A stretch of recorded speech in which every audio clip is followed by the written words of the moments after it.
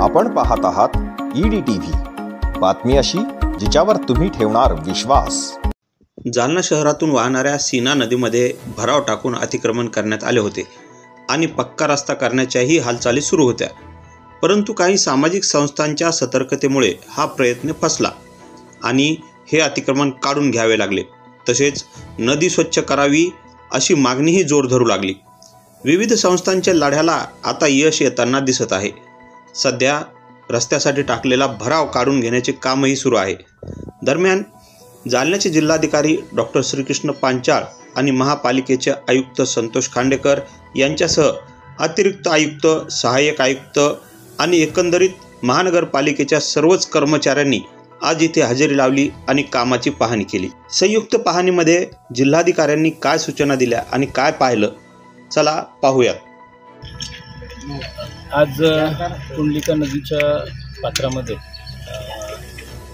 बऱ्याच ठिकाणी काही अतिक्रमण झाले, काही ठिकाणी रस्त्याचं असेल, काही ठिकाणी लोकांनी कचरा आहे किंवा गोठा बांधलेला आहे। अशा पद्धतीनं पात्रामध्ये वेगवेगळ्या स्वरूपाचे अतिक्रमण आहेत। याबाबत 8 दिवसापूर्वी बैठक झाली होती। त्यामध्ये संबंधित सर्व विभाग प्रमुख होते, महापालिका आयुक्त, जलसंपदा असेल, भूमी अभिलेख असेल, तर यांना घेऊन ब्लू लाईन, रेड लाईनचं डिमार्केशन केलेलं आहे आणि याच्यामध्ये कोणतेही डेव्हलपमेंट करू नये।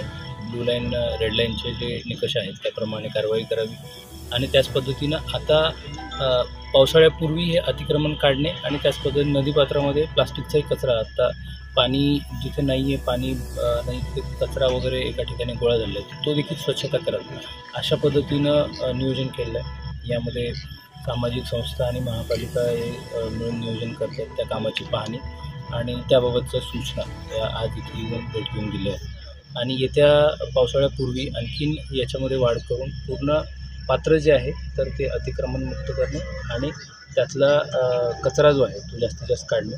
त्याच पद्धतीनं काही नवीन आता टेक्निक्स येत आहेत की त्याच्यामध्ये प्लास्टिक संकलन करण्यासाठी जे छोटे छोटे बंधारे आहेत तिथं एक नेट्स, स्ट्रॉंग नेट लावले आहेत आणि तो कचरा एका ठिकाणी कलेक्ट होतो पावसाळ्यामध्ये। तर त्या देखील उपाययोजना महापालिका यांच्याशी चर्चा करून करण्यात येत आहे। माननीय पालकमंत्री महोदय यांनी वसुंधराचा पूर्ण सप्ताह साजरा करायला सांगितलेला आहे जागतिक वसुंधरा दिनानिमित्त आणि त्या अनुषंगाने देखील उपाययोजना, त्या अनुषंगाने कार्यक्रम करण्यात येतो। त्याचाही हा एक भाग म्हणून आज इथं भेट दिली। सर, प्रथमदर्शनी अतिक्रमण झाल्याचं काही जाणवतंय का तुम्हाला? अतिक्रमण झाल्याचं दिसतंय। मी ह्या स्पॉटवर अगोदरही आलो होतो 1-1.5 वर्षापूर्वी आणि सध्या हा रस्ता जो आहे तो मुरुम भराव केलेला दिसतो, तो काढण्यासाठी सांगितलेलं आहे। संबंधित कोण आहेत त्यांना मीटिंग देण्याबाबत सांगितलेलं आहे आणि पूर्ण जो अतिक्रमण आहे ते काढून अतिक्रमणमुक्त पात्र जे आहे ते करण्यासाठी सांगितलेलं आहे। पाण्याचा जेव्हा